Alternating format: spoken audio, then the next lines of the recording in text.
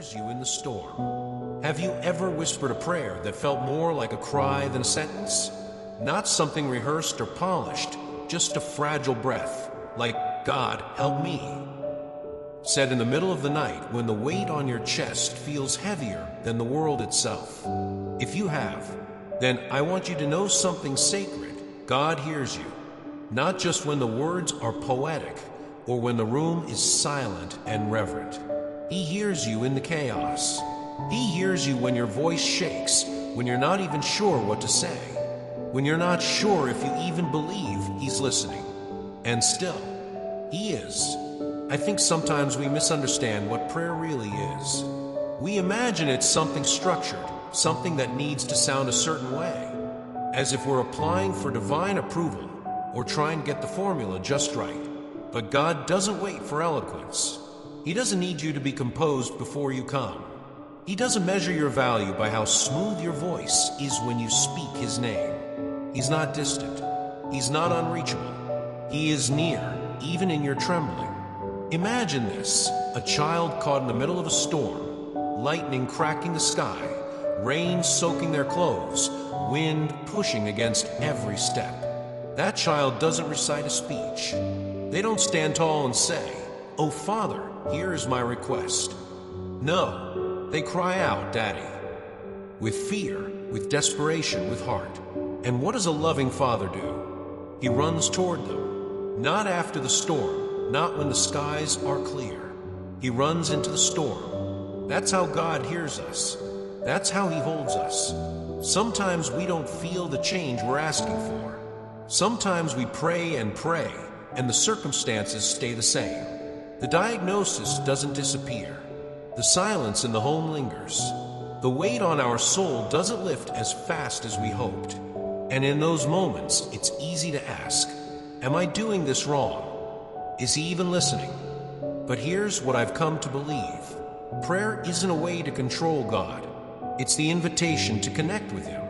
You're not speaking into emptiness. You're not casting words into the wind, hoping something sticks.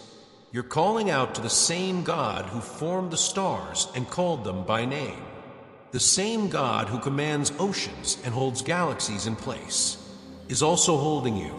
Yes, even when everything around you feels like it's falling apart. He holds your shaking soul, not your cleaned up version, not your Sunday best. He holds you in your ache, in your fear, in your doubts. You don't have to filter your prayers.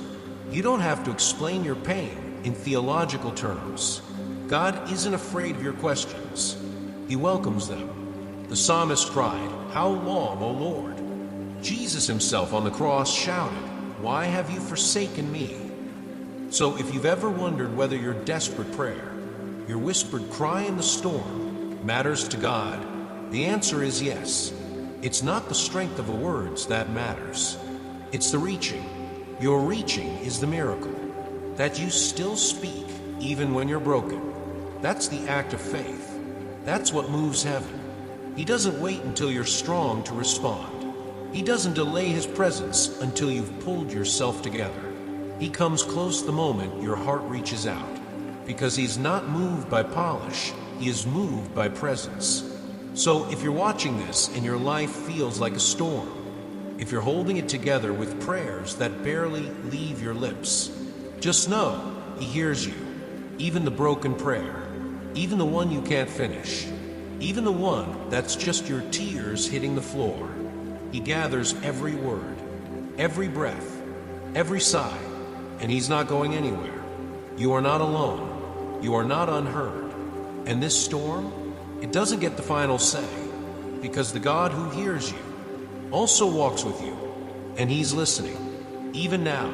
The purpose of prayer. Have you ever thought prayer was supposed to fix everything? Like, if I just say the right words, if I believe hard enough, if I pray long enough, maybe the problem will disappear. Maybe the healing will come. Maybe the door will finally open. But what happens when it doesn't? What happens when the storm keeps raging, even after you've poured your heart out over and over again? Most of us have been there, and that's where the real question shows up. What is prayer really for? You see, somewhere along the way, many of us were taught, maybe not in words, but in expectations, that prayer is a kind of transaction. You ask, God delivers. You pray the right way, and the outcome follows. But what if that's not what prayer was meant to be? What if the deeper truth is this? Prayer is not about control. Prayer is about connection. It's not a magic button you press to get results. It's a sacred space you enter to remember you're not alone. Prayer is where your soul meets the presence of God, not because you're performing well, but because you're still reaching out, even with a broken voice. That's the miracle, not the outcome. The miracle is that you still speak, even when life has worn you down, even when you don't know what to say anymore, even when your words are messy and raw, even when the healing hasn't come and the breakthrough hasn't happened. The miracle is that your soul still leans toward God. Sometimes we expect prayer to change the world around us, and it does sometimes. But more often than not, what prayer changes first is us. It softens the hard places. It steadies what's shaking inside. It reminds us that we are not abandoned. I've had moments when I cried out to God, not because I had faith everything would suddenly get better, but because I didn't know what else to do. I've sat in silence, barely whispering, "Are you there?" And what I've found is that God often answers, not with immediate solutions, but with presence. The kind of presence that settles over your chaos like a warm blanket. The kind of presence that says, "I'm here, even if nothing around you has changed." That's not less than a miracle. That is the miracle. Because here's the thing. When your world is falling apart, and yet your heart still finds the strength to whisper, "God, help." Heaven leans in. Your broken voice, yes, even yours, activates something in the spiritual realm that you may not feel, may not see, but it's there. Prayer isn't always about answers. It's about awareness. Awareness that you are not forgotten. Awareness that God is nearer than your fear. Awareness that something holy is happening, even if you don't understand it yet. Let me ask you this. What if the purpose of prayer is not to escape the storm, but to discover the one who walks with you through it? What if prayer is the space where your human frailty and God's divine strength meet, not to remove the pain, but to carry you through it? Some days, God does answer with change. The door opens, the burden lifts, the healing arrives. But other days, His answer is simply Himself. His presence in the silence, His peace in the waiting, His strength in your weakness. And maybe that's the deeper beauty of prayer. It transforms us into people who don't just seek God for what He can do, but for who He is. Because when the storm doesn't end, when the diagnosis remains, when the waiting stretches longer than you ever expected, you learn that prayer was never about bending God's will to fit your plan. It was about allowing your heart to stay tethered to His. That's where faith lives, not in the guarantee of outcomes, but in the persistence of relationship. So if you've been praying and nothing has changed, you're not failing. You're not doing it wrong. You're actually walking in the most authentic kind of faith there is. Because prayer is not a performance. Prayer is presence. Prayer is trust. Prayer is saying, even if I don't see the answer yet, I will still come. And God, He never turns away. Not when your voice shakes. Not when your heart is tired. Not when your words feel hollow. He welcomes your voice every time. And sometimes the most powerful prayer is not the one that changes the world, but the one that keeps you connected to the one who holds the world. So speak, even if it's quiet, even if it's broken, even if it's just one word, Jesus. He's listening, and He always has been. The lie of silence. Have you ever felt like your silence was safer than your honesty? Like keeping it all inside was somehow better than risking the raw truth with God? If so, you're not alone. In fact, that thought, that temptation to go quiet when it gets too hard, is more common than we like to admit. There's a voice, subtle, persistent, that whispers, "Why bother saying anything at all? You've prayed before, nothing happened. You're tired. Just stop. It tells you that unless you have something polished to offer, you shouldn't speak. It says that silence is strength, that holding it all in is maturity, that God's probably tired of hearing the same old pain anyway.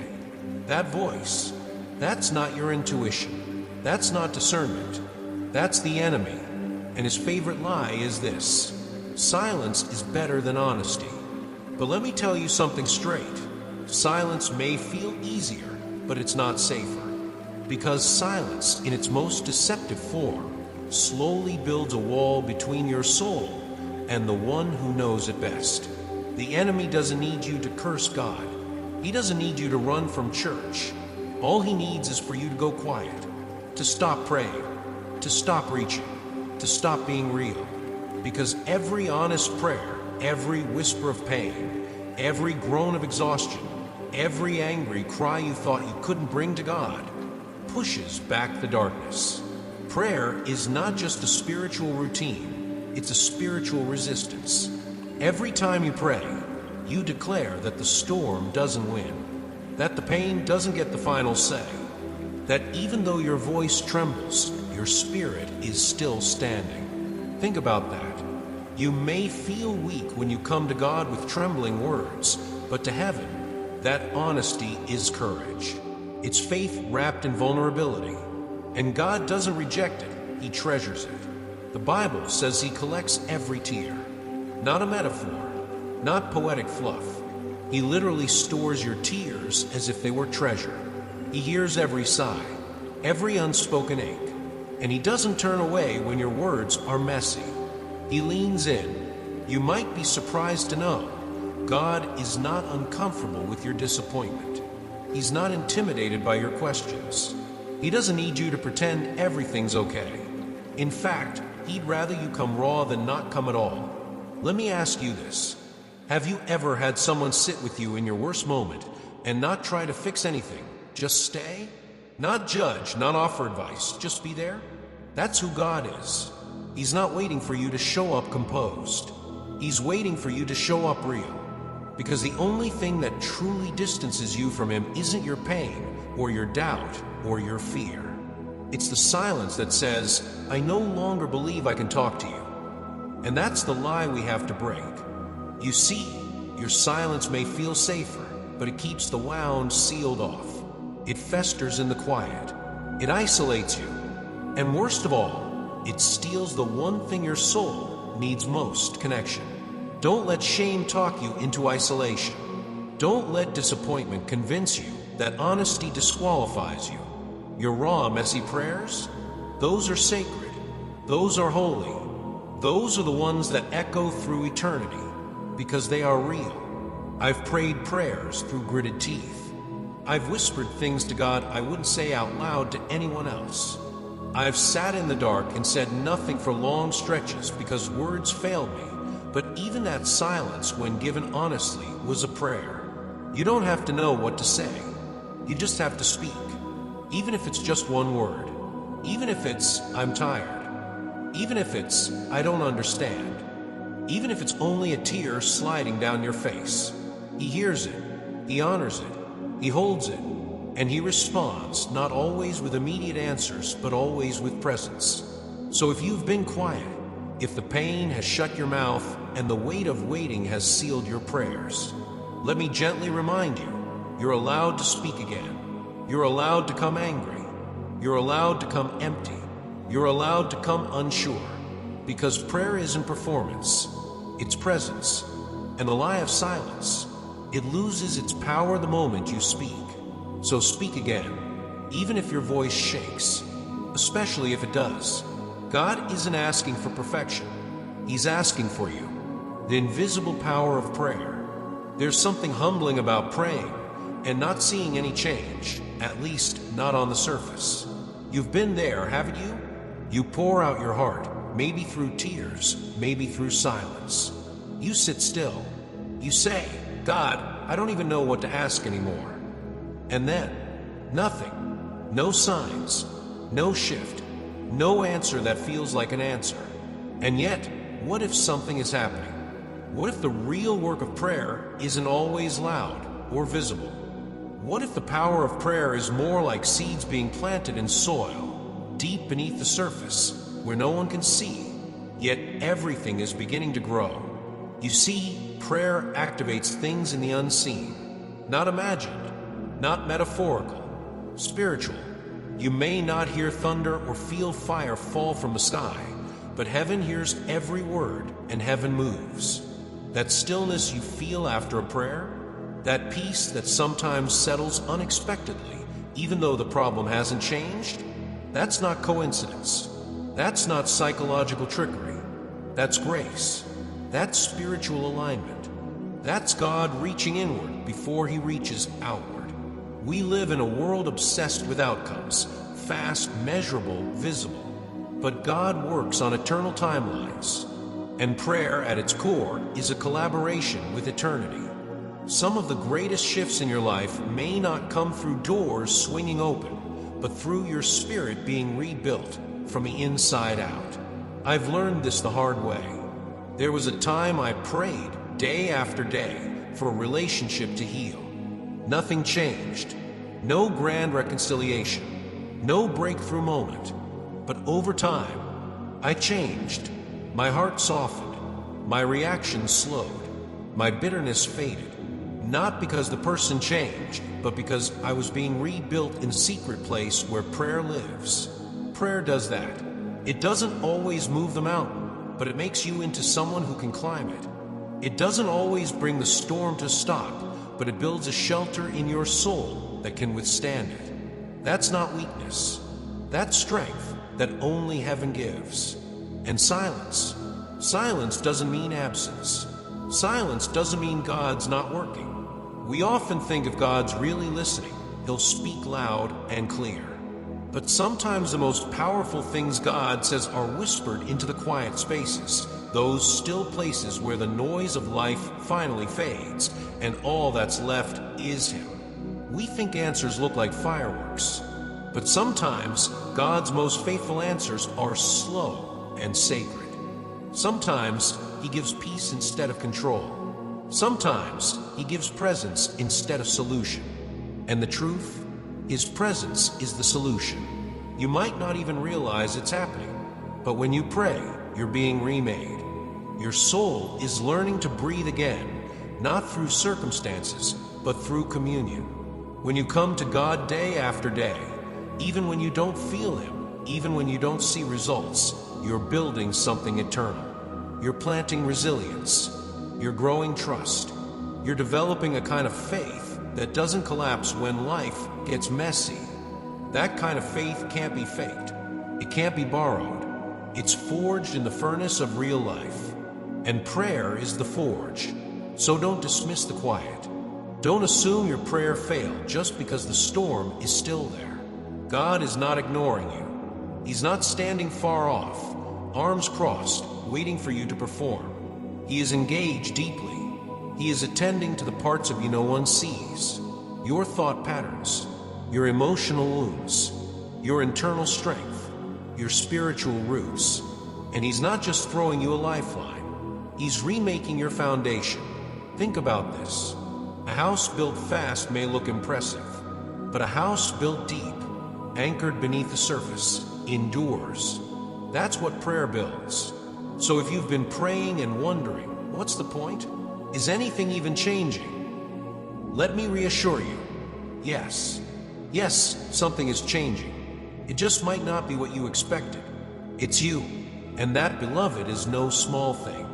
Because when you're rebuilt from within, when your identity, your faith, your patience, your peace become rooted in God, you can face anything. You stop being shaken by every wind. You stop looking for signs and start listening for whispers. You stop needing proof and start living by promise. That's the power of invisible prayer. So today, pray again. Even if the mountain hasn't moved, even if the answer hasn't come, even if the silence lingers, because somewhere beneath it all, beneath your tired eyes and quiet questions, you are being rebuilt. And what God builds in secret, he strengthens for eternity.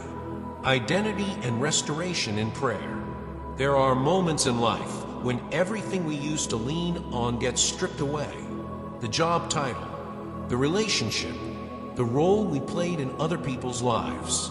The things that once gave us purpose or confidence or even identity, suddenly gone or no longer stable. And when that happens, we're left with this aching question: who am I now? That question has followed me into prayer more times than I can count.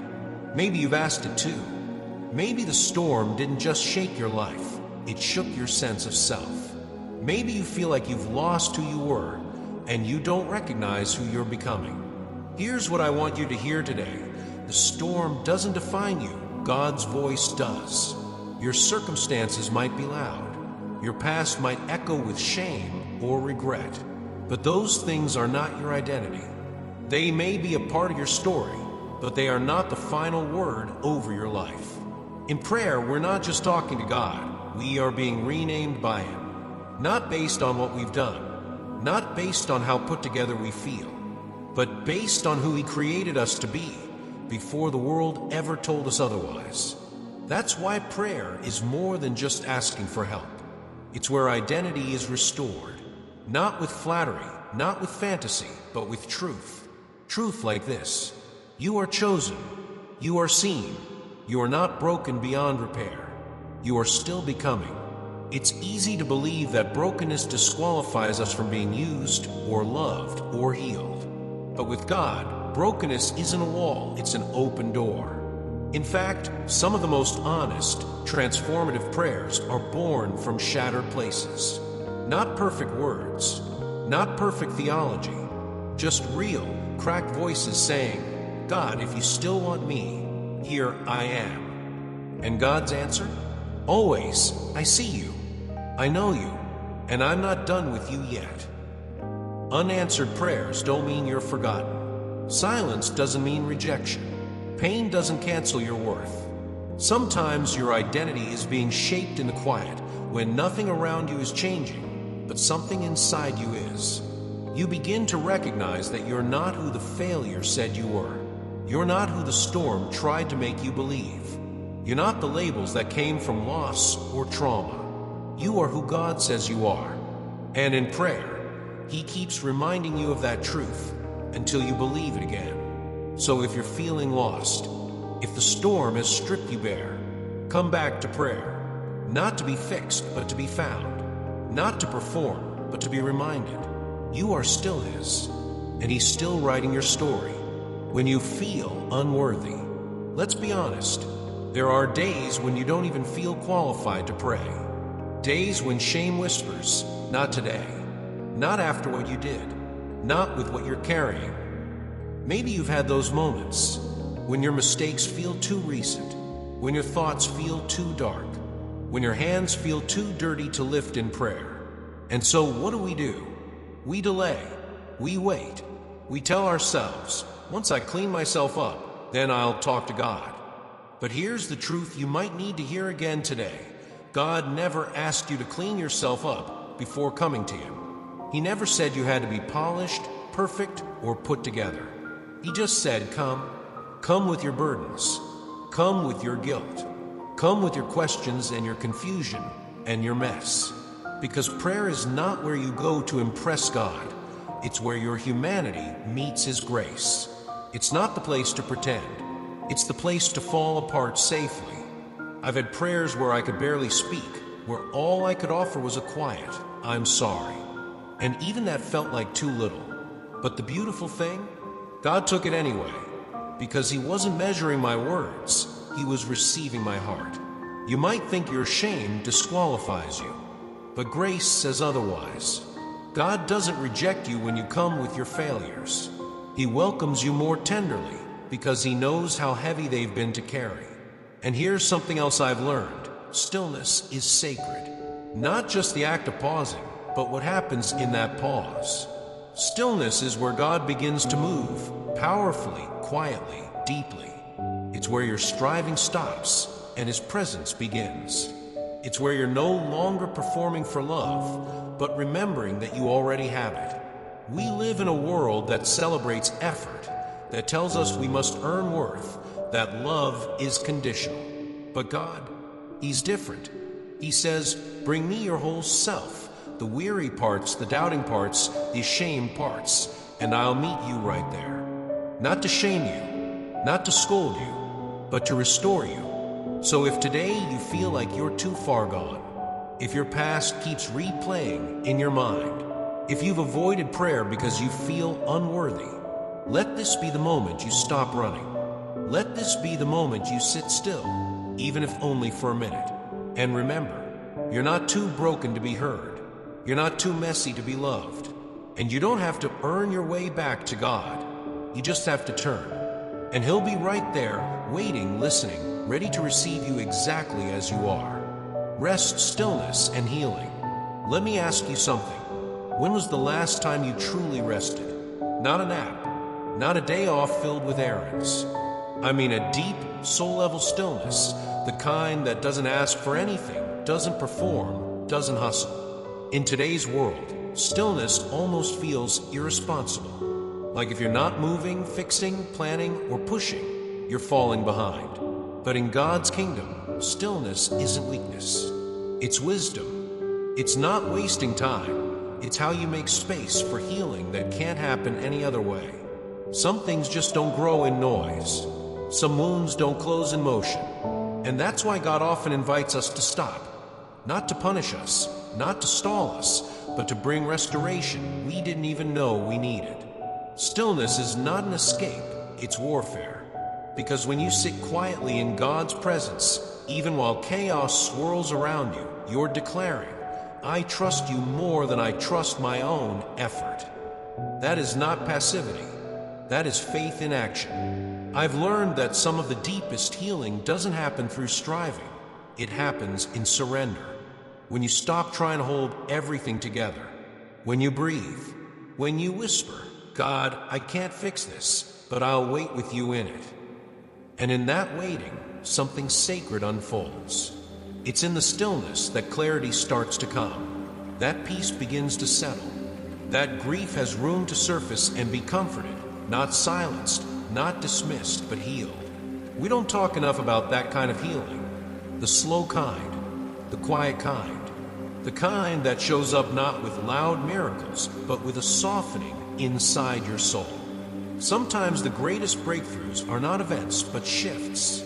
A softened heart, a clearer mind, a deeper trust. And they happen when we finally stop long enough to notice God has been there all along. Maybe you've been pushing hard for answers. Maybe you've prayed and planned and pressed forward, but your soul is tired. Maybe the very thing God is calling you to now isn't to do more, but to be still more. Because some gifts, peace, perspective, healing can only be received in rest. So don't be afraid to pause. You're not falling behind. You're being restored. You're not stepping out of the fight. You're stepping into a kind of strength the world can't measure. Rest is not something you earn. It's something God offers over and over again as a way to bring you back to life. So today, if you feel the invitation to stop striving, to sit still, to breathe again, accept it. Let Him meet you there.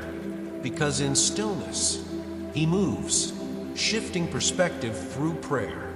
Sometimes we go to God asking Him to change our situation, but instead He changes us. And honestly, it can be frustrating because we think, Lord, I didn't come here for inner growth. I came here for breakthrough, for healing, for answers. But what if the delay isn't a denial? What if it's preparation? You see, prayer isn't always about fixing what's outside. It's often about refining what's inside. And that's hard to accept, especially when you're waiting for something you really need. When you've done all the right things. When you've trusted, prayed, surrendered, and still the door stays closed. But here's what I've learned. God sees things we don't. He knows what's waiting around the corner. And sometimes what feels like a delay is actually protection. What feels like silence is actually strategy. Prayer gives us the space to see that. Not instantly, not always clearly, but gradually, prayer begins to shift your perspective. You stop asking only, why hasn't this changed? And you begin to ask, what are you teaching me here? That question, that shift, is spiritual maturity. It's when we stop using prayer like a vending machine and start using it like a lifeline. It's when we stop praying for escape and start praying for endurance, for understanding, for eyes that can see beyond the immediate. Because growth often happens in the space between the request and the answer. Think about it. When has your faith grown most? When everything was perfect and predictable? Or when you had to hold on to hope even when nothing around you looked hopeful? Those are the moments that stretch us. And stretching hurts, but it also strengthens. Prayer is how you lean into that process. It's how you stay connected when you feel disconnected. It's how you remember that even if a storm doesn't stop, you can still find peace in the middle of it. And isn't that what we really long for? Not just change, but transformation. Not just solutions, but soul stability. Prayer gives you that. It opens your heart to see mercy where you once only saw delay. It uncovers strength you didn't know you had. It reveals how deeply God is working in you, even if nothing around you seems to be moving. So if you've been praying and wondering, what's taking so long? Maybe the better question is, what am I seeing differently now that I couldn't see before? Because maybe the storm didn't change, but you did. And maybe that was the point all along. The divine exchange. There's something beautiful and mysterious that happens every time we pray. It's not just about speaking. It's not just about asking. It's an exchange, a divine trade that only God can offer. You bring your burdens, and somehow He gives peace. Not always answers, not always immediate change, but a peace that settles deep into your bones, the kind that makes no logical sense, but calms you anyway. Have you ever walked into prayer feeling completely overwhelmed, anxious, ashamed, exhausted, only to leave with a strange sense of calm, even though nothing outside had changed? That's the divine exchange. God doesn't need your perfection. He asks for your honesty. And when you offer Him your fear, your doubt, your shame, even your past mistakes, He doesn't hand them back in judgment. He receives them, and in return, He gives something you can't earn: grace. You might say, but I've made too many mistakes. And yet, in God's hands, even your mess becomes a message. Even your worst days are not wasted. The past doesn't disqualify you. It becomes the very soil where growth and wisdom take root. That's the wonder of prayer. It doesn't erase the past, but it reframes it. What once looked like failure starts to look like foundation. What once looked like delay becomes preparation. You begin to see your life not through the lens of fear or shame, but through God's perspective. And that changes everything. You're no longer carrying the weight alone. You're no longer defining yourself by the scars, but by the one who heals them. God never promised we'd be free from burden, but He did promise this: come to me, all who are weary and heavy laden, and I will give you rest. That's not just poetry. That's a promise. And He keeps His promises. So when you pray, remember this: you are entering into a sacred transaction. You give what you cannot handle. He gives what you cannot lose. And that shift, that quiet transfer, is often more powerful than any dramatic miracle. Because long after the storm has passed, long after the prayer has ended, you'll find yourself walking lighter, thinking clearer, loving deeper. Not because life got easier, but because your soul got stronger. That's what happens when you trade your burdens for His peace. That's what happens when you choose the divine exchange. So the next time you kneel in prayer, don't hold back. Offer it all: your pain, your past, your pressure, and receive what He's always been ready to give. Grace that carries, peace that steadies, and a love that never lets go. Prayer is not a performance. Let's be honest, many of us have felt the pressure to pray the right way. The right tone, the right words, the perfect posture. And if we're not careful, prayer starts to feel like a performance, like we're on stage, trying to impress an invisible audience. But here's the truth: God is not looking for a polished speech. He's looking for a present heart. You don't need to be poetic to be heard. You don't need to be perfect to be embraced. prayer was never about earning approval. It's always been about honest connection. Have you ever caught yourself saying, "I don't even know how to pray"? Maybe because life feels too messy, or your emotions are too raw, or you're just too tired to form a sentence that sounds spiritual. But God isn't grading your grammar. He's not impressed by eloquence. He's moved by honesty. If all you can say is, "Help," if all you can do is sit in silence with tears in your eyes, that's still prayer.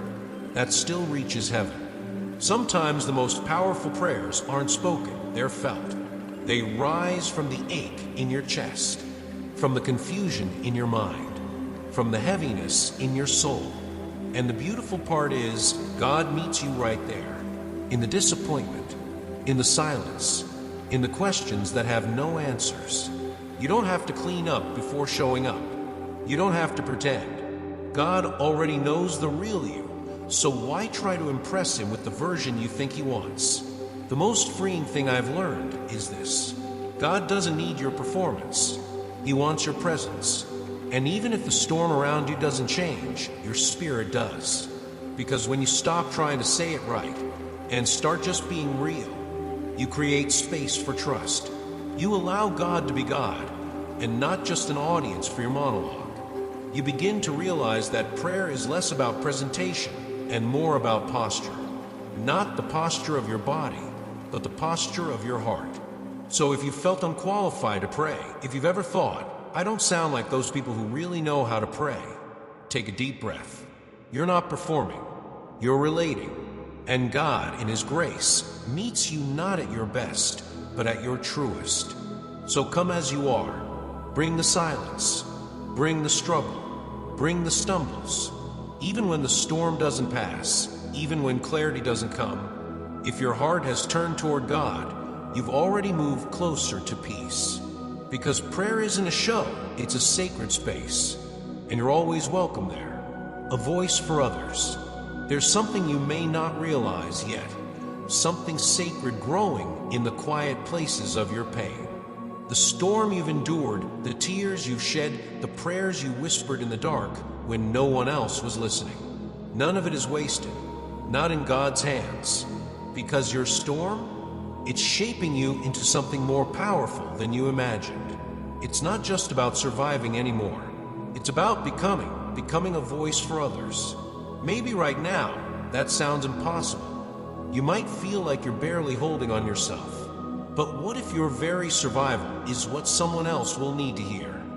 What if the valley you're walking through isn't just a place of suffering, but also a place where your empathy is born? You see, when you've wrestled with your own doubts, you speak differently to someone else in doubt. When you've cried through the night, you hold others' pain with more tenderness. When you've prayed with a trembling voice, you don't judge anyone for not knowing what to say. That's how God works. He takes our stories, the broken chapters, the unresolved pages, and turns them into strength for someone else's journey. You don't need to be a preacher. You don't need a stage or a title. You just need to be willing to say, "I've been there too, and God was faithful." That one sentence could be the lifeline someone else is waiting for. Your storm equips you not only to survive, but to strengthen. Every prayer you've ever prayed, every plea you've ever whispered, it's not only reaching heaven, it's echoing outward. It's creating ripple effects far beyond what you can see. Your life becomes legacy. Your wounds become witness. Your healing becomes a harbor for someone else still in the storm. Maybe you've prayed for years and haven't seen the outcome you hoped for. But even in that, your perseverance has built something unshakable inside you. You've learned trust. You've developed endurance. And now that quiet strength, your quiet strength, becomes a gift you carry into the world. This is how God multiplies hope. Not through perfect people, but through real ones.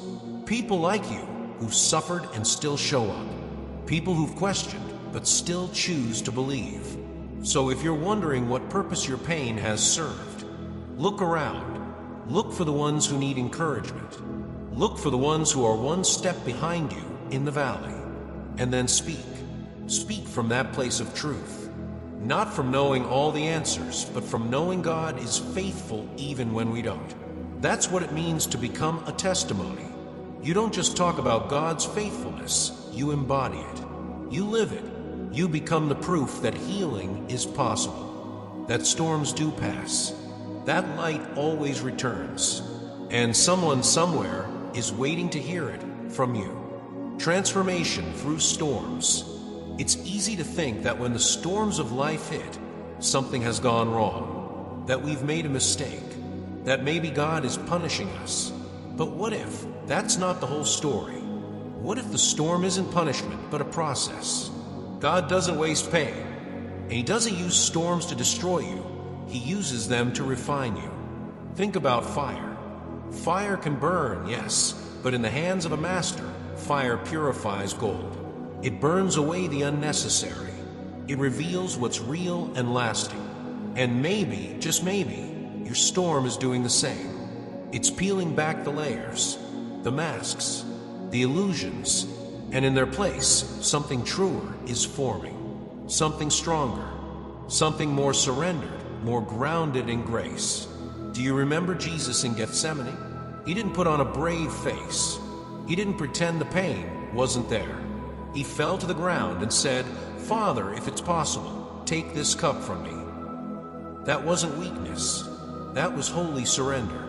It was prayer in its rawest, most human form, and heaven was listening. Your honest prayers in the middle of your storm, they echo His.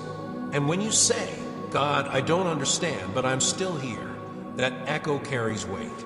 That's the prayer that transforms.